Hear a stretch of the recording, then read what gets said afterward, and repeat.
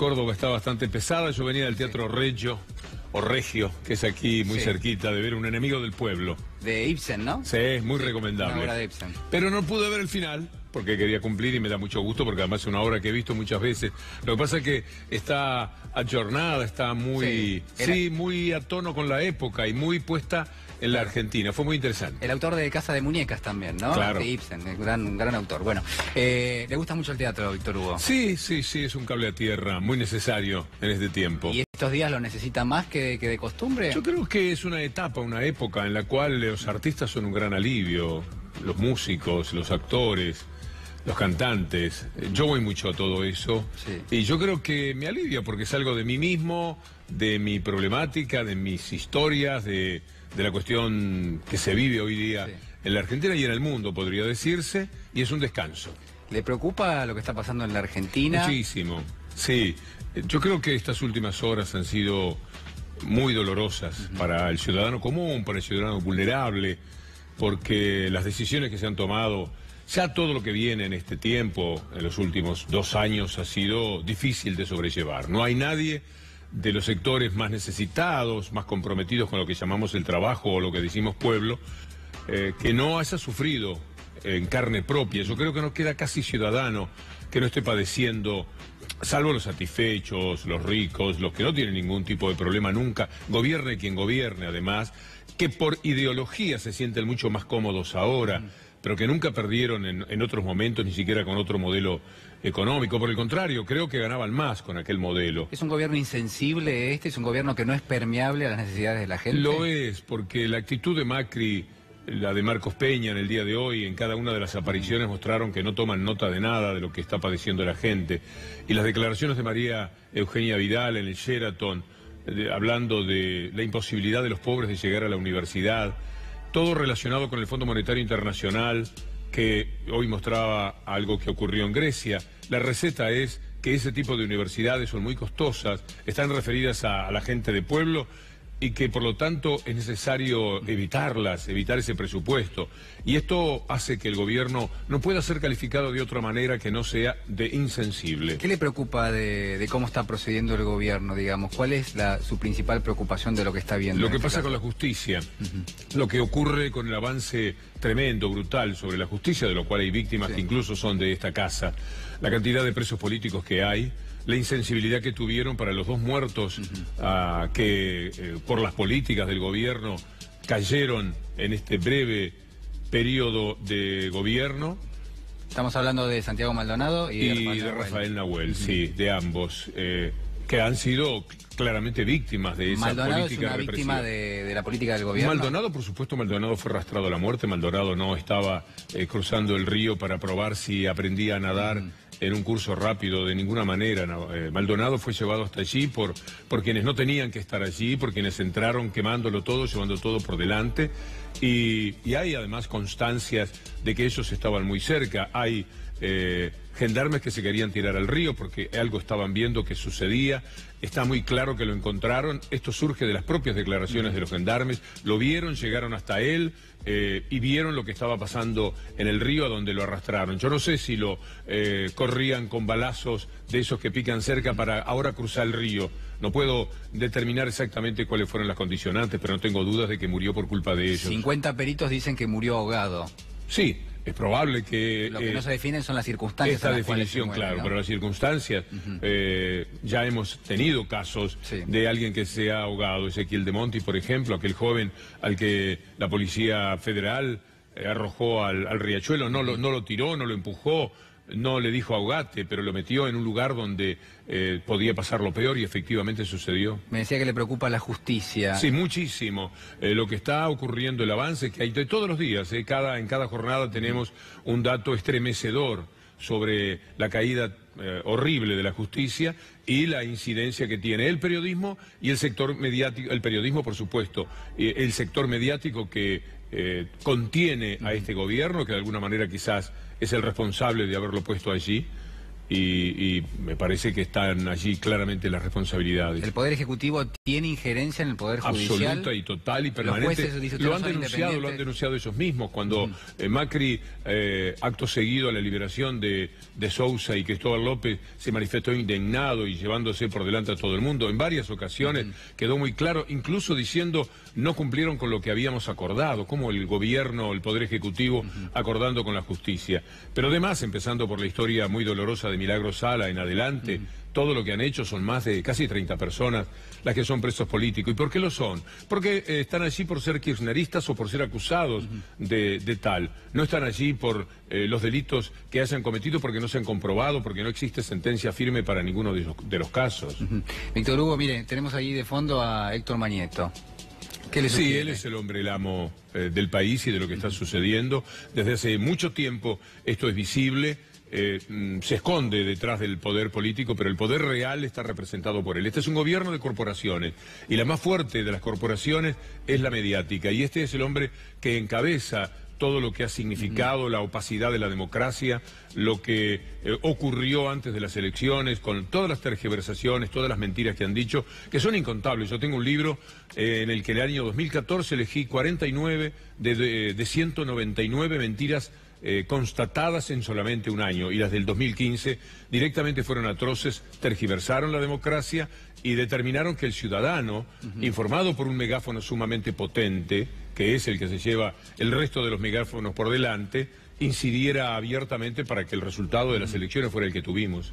¿Qué opinión le merece Jorge Lanata, que obviamente, trabaja en lo que es el Grupo Clarín? Yo no quiero hablar de los periodistas en especial. Yo siempre digo que nosotros somos hojitas en el viento, hacemos lo que podemos, no vamos a trascender. Cuando Lanata y yo no estemos, alguno hablará en alguna facultad de periodismo, nos pondrá como ejemplo de un lado o de otro, despertaremos simpatías, pero cuando nosotros no estemos aquí, seremos presa del inevitable olvido. En cambio, Mañeto, lo Saguier, lo Mitre, va a existir como hace décadas en la Argentina y seguirán siendo ellos los que digiten qué pasa con la democracia, salvo que se pueda acotar el brutal poder que tienen. Esto no es libertad de expresión, esto es conculcar el derecho a la información que tiene la población. Se lo cambio a Lanata por Elisa Carrió.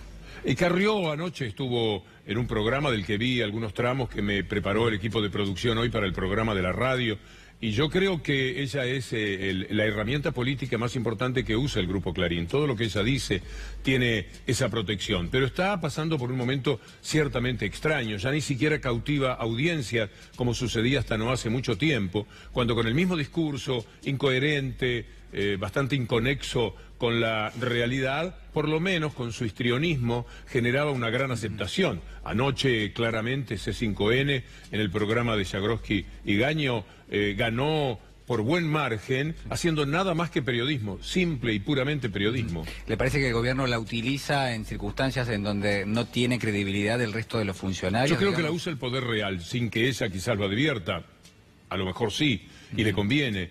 Pero es más que nada el poder real. El poder político, el de Macri, etcétera, puede ser que tenga alguna influencia, pero ella creo que se siente más poderosa que el propio poder político en la medida en que tiene ese respaldo muy pero muy fuerte de los grupos mediáticos. Usted hablaba recién de María Eugenia Vidal, si no me equivoco, bueno, lo hablaba también Leopoldo Moró, él decía, la verdad que la frase de María Eugenia Vidal hablando de las universidades en el conurbano es lamentable. Digo, ¿qué opinión le merece? Claro, el proyecto siempre, sobre todo del neoliberalismo, es ese. En el mundo tienen que educarse los hijos de los poderosos para seguir siendo los que digitan la vida de los países. Los pobres tienen que ir a trabajar y nada más, no tienen que pensar en estudiar. Y esto es sumamente cruel, porque además las universidades que critica María Eugenia Vidal están pasando por un extraordinario momento. 80, 90% de alumnos que son hijos de quienes no tuvieron la oportunidad de ir a la universidad. Alguien que pasa por la universidad no necesariamente tiene que recibirse de médico o de ingeniero para ser alguien que mejore su calidad de vida. Basta con que pase por la universidad para que tenga mejor trabajo, más preparación, mejores defensas. Entonces, quitarles eso, a mí me parece un crimen social, un crimen político muy grave. Víctor Hugo, ¿está afiliado a algún partido político? No. ¿Se siente cercano a algún partido político? No, yo de vez en cuando me dejo habitar por aquellos que se acercan bastante a los sueños míos. A mí no me gusta cómo es el mundo, creo que el mundo tiene que ser más igualitario, que tiene que ser más inclusivo. ¿La política sirve para eso? ¿Sirve para modificar el mundo? La política es lo único que puede modificar el mundo, porque de otra manera tendríamos que entrar a una permanente rebelión, y ya sabemos lo que sucede con la rebelión, quiénes son los que mueren. ¿Descree de lo que es apolítico? Por ejemplo, este gobierno llegó al poder diciendo que ellos no hacían política. Claro, es que ellos intentan matar la política justamente para que, con la complicidad extraña de los políticos, poner a los empresarios a cargo del gobierno y estar de los dos lados del mostrador, como claramente se ha evidenciado en este momento. Es decir, no hay poder político si no confronta con el poder real. El poder político es el que elige el pueblo para defenderse de las corporaciones, que son inmensamente poderosas. Cuando el poder político se inclina o se arrodilla, como sucede en algunas ocasiones, como pasó con Menem, como sucedió con De la Rúa, consiguen andando un cómplice. En este caso lo tenían desde el propio origen, es decir, Macri llega al poder como un integrante más de esa élite gobernante que entiende que son ellos los únicos que se pueden educar y preparar y por ende gobernar. Víctor Hugo, usted en algún momento era crítico de la gestión de Néstor Kirchner, después en determinado momento empezó en principio a, yo no digo defender la política, pero sí claramente a sentirse más cercano. He defendido muchas políticas y he atacado algunas otras. ¿Por qué? ¿Cómo se dio ese cambio? Y en todo caso, ¿qué entendió que antes por ahí no primero que yo creía ciertamente que había corrupción. El tiempo demostró que cada uno de los ataques que recibían por corrupción fueron evaporados por la realidad. No hay nada que esté firme, que tenga el... Bueno, el caso Chicone con Amado Vudú, sí, el caso Chicone es un caso netamente político. Lo eligieron a Vudú para que, al tener un corrupto representativo de lo que intentaban mostrar de la corrupción de la política, fuera más fácil atacarlo. Pero eso fue una decisión claramente de Néstor Kirchner, ejecutada políticamente. En todo caso, se tendría que discutir en lo político. No lo hicieron porque sería una discusión más de las tantas que tenemos políticamente. Usted dice que el caso Chicone fue decisión de Néstor Kirchner. El caso Kirchner. Chicone la quería comprar Clarín, le consta. Lo sabe eso. Chicone la quería comprar esta empresa de juegos de la provincia de Buenos Aires. Volt, exactamente. En determinado momento debe haber dicho Kirchner, un hombre que sabía pelear por el poder real también, por el poder político acrecentado, debe haber dicho, esto no puede ocurrir, y efectivamente no podía suceder. ¿Cómo iba a estar la Casa de la Moneda en manos de Clarín o en manos de Volt, que es una empresa de juego? ¿Cómo está la Casa de la Moneda en manos de una empresa de juego? Salgan al cruce. ¿Cómo lo hacemos? Háganlo. Como sucede, ocurre que se dice por parte de un líder político. Chicone es una historia absolutamente política que los medios de comunicación supieron recrear como un caso de corrupción con el que trabajaron todos estos años para claramente empañar lo que sucedía con el gobierno. En el 2010 yo tuve una acusación muy fuerte hacia Kirchner que me costó un enorme dolor moral, porque toda mentira, aunque no era una mentira mía, era una mentira una vez más de los medios, pero yo recogí que había comprado $2 millones para atesorarlos, y lo dije, y fui severísimo en la crítica. Sí, en el 2009 yo ya tenía motivos para mirar con un poco más de simpatía al gobierno por la ley de medios y por el fútbol para todos. Sin embargo, en febrero del 2010, cuando se conoce este hecho, que tenía 2 años, yo fui atrozmente crítico de Kirchner. Kirchner, al que no conocí, me llamó por teléfono a la radio, ofreció todo tipo de garantías y de documentos que probaban que no había comprado esos dólares para atesorar, que había comprado con su nombre, hasta el límite que era legal, y que lo había hecho para pagar, como a los pocos días reconocía, o a los pocos meses reconocía el propio diario La Nación. A partir de ese momento levanté mis defensas. Era mentira lo de los 500 millones de Santa Cruz, era mentira lo de Cristina Fernández de Kirchner en Bulgari, en Roma. Era mentira lo de Skanska, era mentira lo de los dólares para atesorar. ¿Cuántas veces uno puede decir algo que sea una barbaridad sin pararse frente a la información de los medios? Y cuando interpreté que los medios lo hacían con la aviesa intención de atacar a la política, porque atacando a la política, desnaturalizándola, era la única manera que podían terminar con el modelo anterior, yo luché, sobre todo lo hago contra los medios de comunicación. Para mí el referente máximo de poder de la Argentina es el señor que aparece allí, del que recién estábamos hablando. Él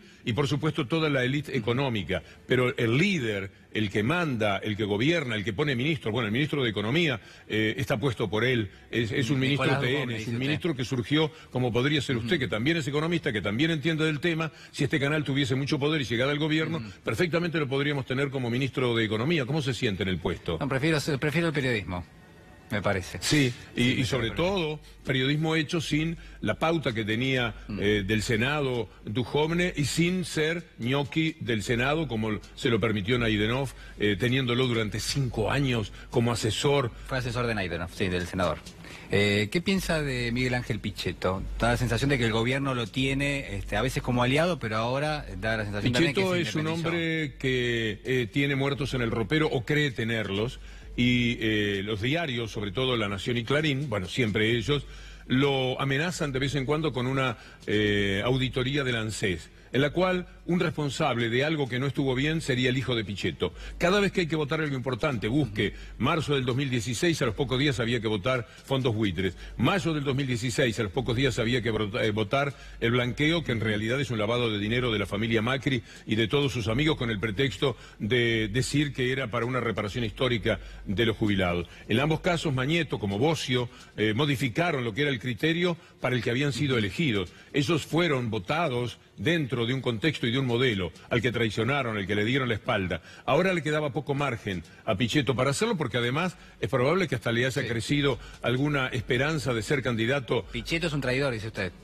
Pichetto, la palabra traidor es fortísima, pero es un hombre sinuoso, para decirlo de una manera suave.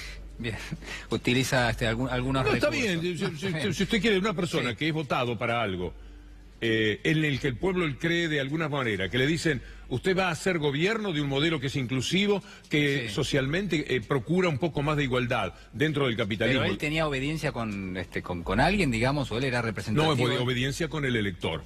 El votante lo votó pensando algo de él. Y él, cuando vota pagarle los fondos buitres, o cuando vota traiciona, o cuando vota el blanqueo de capitales, que claramente iba a ser un lavado de dinero, está presionado por los diarios. Los diarios son una verdadera mafia, Clarín y Nación. ¿Por qué mafia? Porque extorsionan, porque actúan contra los enemigos, acusándolos, persiguiéndolos, quitándoles las ganas de vivir. Por eso no tienen que matar, si no matarían, porque son mafia. Pero como es más fuerte para ellos, mejor todavía, quitarle a la gente las ganas de vivir. ¿Qué ganas de vivir puede tener cualquier persona que se pasa años presos por culpa de lo que ellos denuncian? Y el Poder Judicial no tiene más remedio, además con la influencia del gobierno, que recoger como cierto. ¿Qué le queda a una persona? Que no sean ganas de no estar más en este mundo. A veces me doy cuenta, a través de lo que sufren muchas personas, y lo padecen y siguen en pie, cuánto le cuesta a la gente suicidarse, porque realmente lo que pasa, la injusticia que se comete, a muchos podría arrastrarlos a lo que Durán Barba proclama, a los enemigos, lo está escrito por Durán Barba, y usted también seguramente lo conoce, hay que llevarlos, si es necesario, arrastrarlos al suicidio.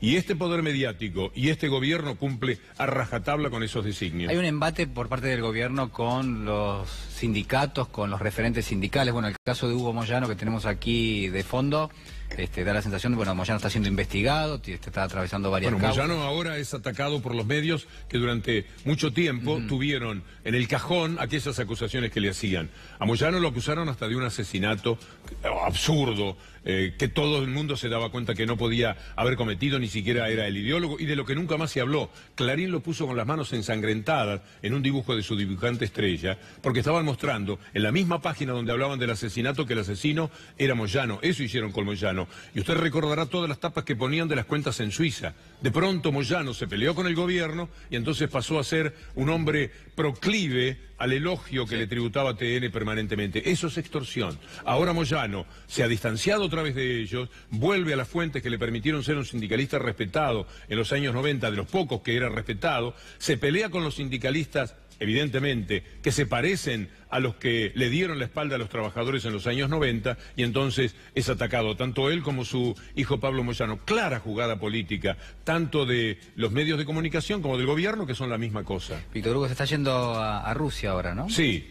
¿Y cuál es la expectativa? La mejor desde el punto de vista deportivo. Yo voy con dos candidatos de fierro, que son Uruguay y Argentina. Me parece que además Colombia y Brasil, por supuesto, van a dar una pauta latinoamericana muy interesante en el campeonato. Voy a hacer el programa que hice hace 4 años con Diego Armando Maradona, por lo cual Diego ha sido muy atacado, porque dicen que gana dinero con el canal Telesur, al que puso en el mundo como nadie lo había conseguido, es decir... Bueno, usted también ha sido atacado. No, sí, pero yo voy a trabajar gratis, puedo mostrar el contrato para Telesur, porque soy solidario con la situación claramente complicada que está viviendo Venezuela. Y Diego, que podría ganar millones de dólares con cualquier cadena árabe de las muchas que le han ofrecido que sea el comentarista, millones y millones de dólares. Los árabes sacan 2 baldes de petróleo y pueden pagar muchísimo más que Telesur. Diego, tan criticado, elige trabajar para Telesur, elige ganar muchísimo menos dinero y estar cerca de aquello con lo que él simpatiza de corazón. Puede estar equivocado él,